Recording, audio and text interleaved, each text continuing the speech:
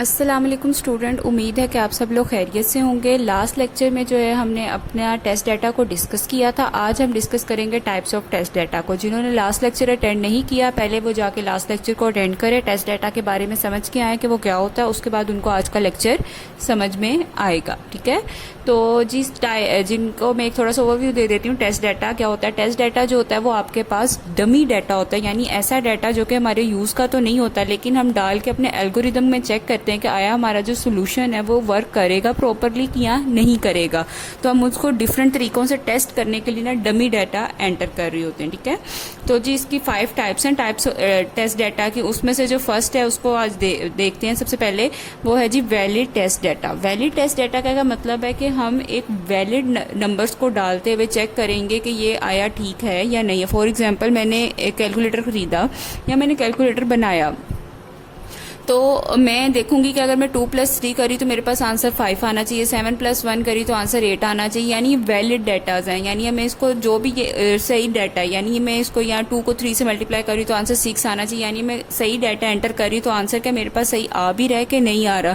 तो सबसे पहले आप क्या करते हैं, वैलिड टेस्ट डाटा को डाल के एंटर करके देखते हैं कि क्या आपका सोल्यूशन वर्क कर रहा है या नहीं कर रहा।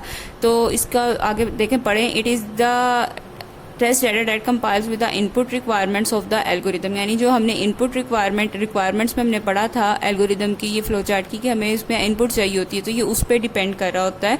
If an algorithm is supposed to take a numeric value between 1 and 100 as input, then any value between 1 and 100 is a valid test data. वो कह रहे हैं कि एक कोई एल्गोरिदम था, उसमें उसकी बाउंड्री एक सपोज किया गया कि उसमें 1 से 100 तक की वैल्यूज आपके पास आनी चाहिए। ठीक है, तो जो 1 से 100 तक की जितनी वैल्यूज भी आप डाल के उसको चेक करोगे वो सारा क्या कहलाएगा? टेस्ट डाटा कहलाएगा। अगर आप ने तो ठीक है, ये क्या होता है आपके पास? टेस्ट डाटा होता है। इसके बाद ये सेकेंड टाइप आ रही है आपके पास इनवैलिड टेस्ट डाटा की। इनवैलिड टेस्ट डाटा क्या होता है कि आपने देखा कि जिस तरह फर्स्ट एग्जाम्पल में हमने कहा कि हमने बाउंड्री एक सेट कर दी है कि 1 से 100 तक के दरमियान में ही आपने डाल के देखनी होती। इसमें आप क्या करते हैं कि आप ऐसा डाटा डाल के देखते हैं जो आपके काम के हिसाब से नहीं जा रहा होता, यानी आप उसको उस तरह से भी चेक करते हैं कि क्या आया आपका जो एल्गोरिदम है या जो आपने सॉफ्टवेयर डिजाइन किया वो आपको इसका एरर मैसेज शो करा रहा है या आपको उसका कोई रिजल्ट दे रहा है। फॉर एग्जाम्पल मैंने 2 को डिवाइड किया 0 पे, तो आपको पता है कि anything divided by 0 is undefined. ठीक है, उसका कोई आंसर ही नहीं होता।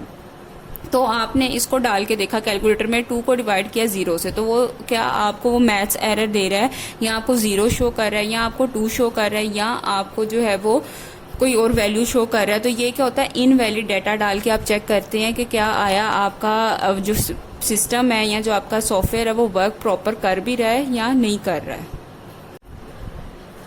ठीक है, तो इनवैलिड टेस्ट डाटा में आप क्या करते हैं कि आप इररेलेवेंट कोई भी डाल के देखते हैं डाटा जो कि वैलिड नहीं होगा उस काम के लिहाज से, तो उससे आपको क्या पता चल जाता है कि क्या आपका सॉफ्टवेयर आपको एरर मैसेज शो कर रहा है या नहीं कर रहा।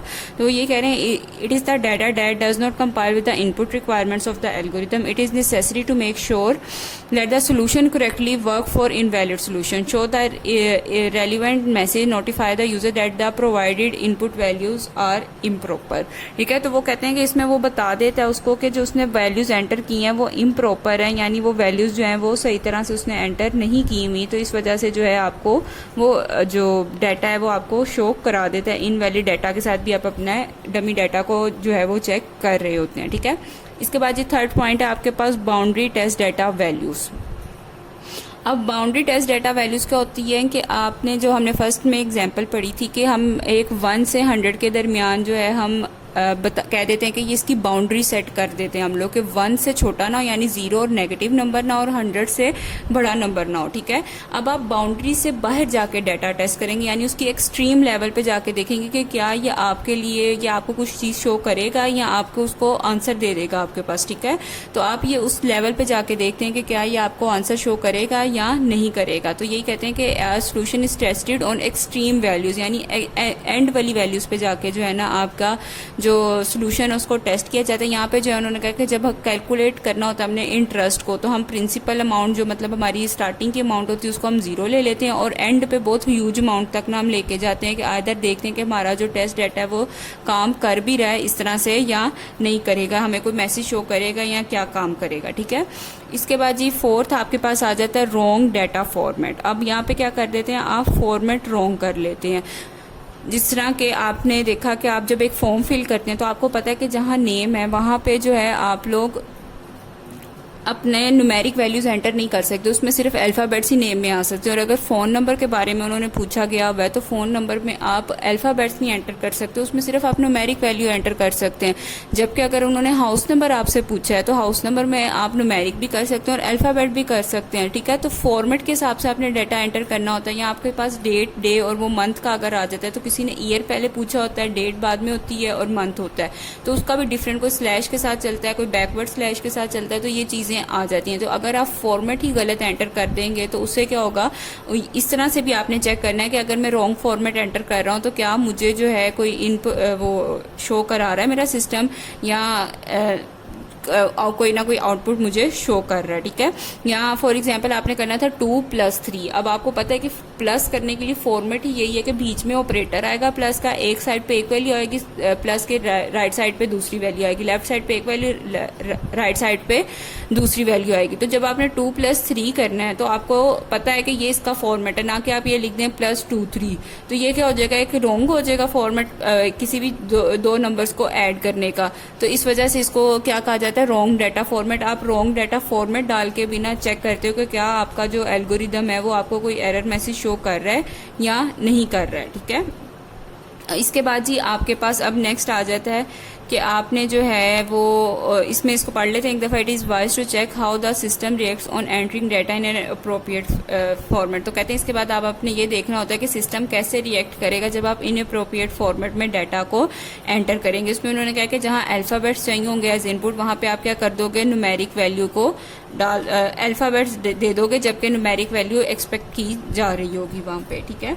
तो इसके बाद जो अब लास्ट है आपके पास टाइप, वो है एब्सेंट डाटा। एब्सेंट डाटा का मतलब होता है कि आप कोई वैल्यूज अगर उस, फॉर एग्जांपल जो हमने पीछे ली एग्जांपल के हमने 2 में 3+ करना था, तो आपने 2+ लिख के आप उसके बाद कैलकुलेटर में इक्वल का साइन प्रेस कर देते, तो क्या आपको वो शो करेगा मैसेज या कोई नंबर या रिजल्ट शो करेगा कि आया आपके पास जो ये चीज़ थी इसमें आपका जो डाटा था वो इनअप्रोप्रिएट था, या आपके पास जो था वो एब्सेंट डाटा था, तो इस वजह से आपका जो है ना काम करेगा या नहीं करेगा, ठीक है।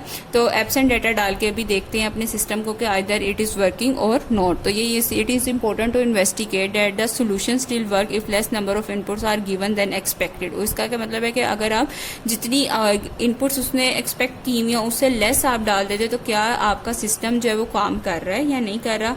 तो इसी तरह उन्होंने कहा है, इसकी एग्जांपल उन्होंने आपको दी है। First system asked to enter driving licence number. एक सिस्टम जो ड्राइविंग लाइसेंस जहाँ से इशू होते हैं उनके सिस्टम को कहा गया कि एक जो है ना ड्राइविंग लाइसेंस का नंबर एंटर करके दिखाओ। तो क्या जो आपका वो है, then everyone can not provide this information, ताकि ये इन्फॉर्मेशन जो है वो हर एक के पास ना पहुँच सके।